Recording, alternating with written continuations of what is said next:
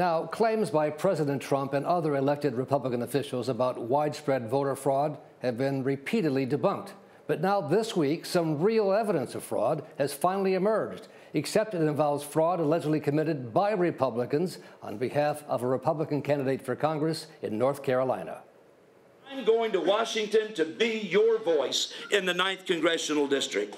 Republican Mark Harris declared victory in the congressional election last November. He won by just 905 votes. Amidst allegations, his staff had stuffed the ballot boxes with fraudulent absentee ballots. This week, at a special hearing of the North Carolina State Election Board, those allegations appear to have been confirmed.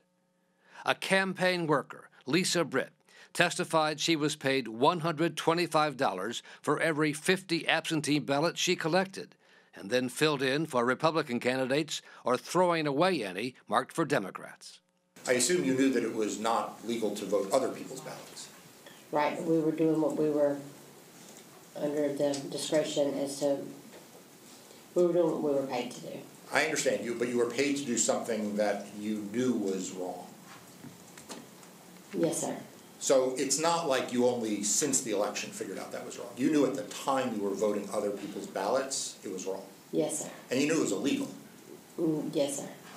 And if that weren't shady enough, many of the absentee ballots that were delivered were signed by the same 8 people, including 3 of them who signed their name more than 40 times.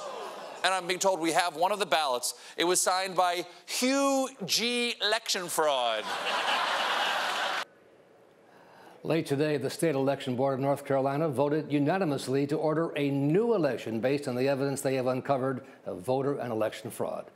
I'm joined now by Matthew Dunlap, the Secretary of State in Maine, and one of the Democrats appointed to serve on President Trump's Commission on Election Integrity, a group that was disbanded after only 2 meetings. Mr. Dunlap, let me start by what happened in North Carolina. What do you think of that? Well, I think the bottom line is the process worked in the end. Probably not the way we would have wanted to see it work. You always want the voters to have the last say in terms of who their representatives are going to be. But nonetheless, the chain of custody procedures that North Carolina and so many other states like Maine employ did win out the day. The misdoing was discovered, and a remedy is, unfortunately, a new election. But the voters will finally have the last say in this election. You wrote an op-ed in the Washington Post saying, where's the outrage from those talking about election fraud? What do you mean? Well, when I was on the Presidential Advisory Commission on Election Integrity, some of the members were quite strident about the rampant voter fraud historically sweeping across the country, even though there's been almost no prosecutions of such voter misconduct. They said that is nonetheless rampant and that we needed to tighten up our election laws in order to prevent voter fraud. What we saw in North Carolina was not voter fraud. It was actually election fraud perpetrated by election workers, volunteers, and paid consultants, not by voters.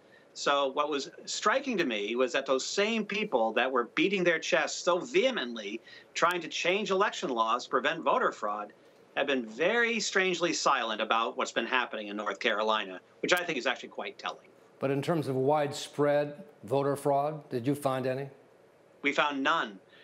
In fact, in the state of Maine, and I've been Secretary of State, this is my 13th year, we've had 2 suspected cases of voter misconduct that were forwarded to the Attorney General's office, and they weren't prosecuted because basically the people just didn't know what they were doing. They were making mistakes, not trying to commit crimes. And I think that's what we see around the country is confusion, not criminal misconduct by voters. American citizens care about their elections, and that was borne out in the whole public discourse around the commission's work that I was proud to be a part of bringing down, actually. Unfortunately, we had a chance to do some good work, and it was completely undermined by this phantom menace that the vampire hunters keep chasing. Will this stop the effort, you think, to tighten voter registration rules and laws? I don't think it will. I think that's going to be an ongoing debate. We've been debating it in Maine and across the country now for many, many years about that balance between the access of a voter to the ballot and the security of that ballot. And it is a very fine balance. I think we do a great job across the country in maintaining those balances. Some states take more stringent approaches to these things than others. But there's a reason why a state like Maine, for example, is one of the leaders in voter turnout around the country. It's because we have that access balanced by security. So this notion of widespread voter fraud, you just don't find it at all? Never, it's sort of like razor blades and apples around Halloween. You hear about it every year, but it never really seems to happen. Matthew and Dunlap, I think that, Mr. Dunlap, thank you for joining us from Maine tonight. Very much appreciate it.